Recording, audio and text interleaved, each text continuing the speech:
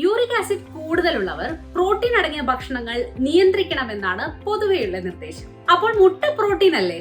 Gout അഥവാ uric acid ഉള്ളവർക്ക് മുട്ട കഴിക്കാമോ? നോക്കാം. ശരീരത്തിൽ യൂറിക് ആസിഡ് കൂടുമ്പോൾ അവ ക്രിസ്റ്റൽ രൂപത്തിൽ നമ്മുടെ സന്ധികളിൽ അടിഞ്ഞുകൂടി കടുത്ത വേദനയുണ്ടാക്കുന്ന അവസ്ഥയാണ് ഗൗട്ട്. പ്യൂരിൻ എന്ന സംയുക്തം വിഘടിക്കുന്നതിന്റെ ഫലമായി ഉണ്ടാകുന്നതാണ് uric acid. Red meat, organ meet, മത്തി, ഞണ്ട്, ചെമ്മീൻ പോലുള്ള തോടുള്ള മത്സ്യങ്ങൾ, ഫ്രൂട്ട്, ഷുഗർ എന്നിവയിൽ പ്യൂരിൻ അല്പം കൂടുതലാണ്. ഇവയെല്ലാം തന്നെയാകട്ടെ മികച്ച പ്രോട്ടീൻ സ്രോതസ്സുകളുമാണ്. യൂറിക് ആസിഡ് കൂടുന്നത് പേടിച്ച് ഇത്തരം പ്രോട്ടീൻ അടങ്ങിയ ഭക്ഷണങ്ങൾ കഴിക്കാതിരിക്കുമ്പോഴാകട്ടെ അടുത്ത പ്രശ്നം പോഷകാഹാരക്കുറവായിരിക്കും. അതുകൊണ്ട് തന്നെ ഇത്തരത്തിലുള്ള ഡെഫിഷ്യൻസിയോ പോഷകാഹാരക്കുറവോ പരിഹരിക്കുന്നതിനായി പ്യൂരിൻ കുറഞ്ഞ ഭക്ഷണങ്ങൾ തിരഞ്ഞെടുക്കുക എന്നതാണ് മാർഗം. മുട്ടയിൽ പ്യൂരിൻ വളരെ കുറവും പോഷകങ്ങളും പ്രോട്ടീനും ധാരാളവുമുണ്ട്. അതുകൊണ്ട് തന്നെ ഗൗട്ട് ഉള്ളവർക്ക് കഴിക്കുന്നത് കൊണ്ടും യാതൊരു കുഴപ്പവുമില്ല.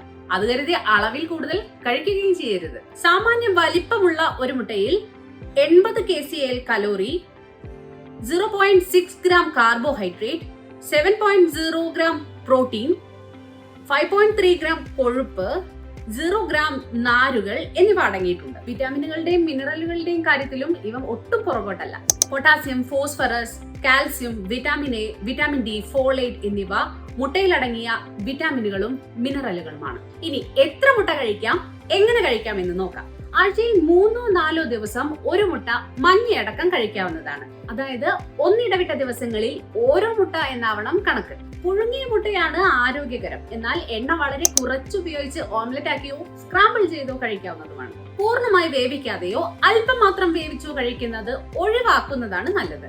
മുട്ടയിൽ ഭക്ഷ്യ വിഷബാധയ്ക്ക് കാരണമാകുന്ന സാൽമണല്ല ബാക്ടീരിയ വളരാനുള്ള സാധ്യതയുള്ളതിനാലാണ് ഇങ്ങനെ പറയുന്നത്. ഇത്തരം ആരോഗ്യ പ്രശ്നങ്ങൾ ഒഴിവാക്കാൻ കൃത്യമായി പാകം ചെയ്ത് തന്നെ മുട്ട കഴിക്കാൻ ശ്രമിക്കണം.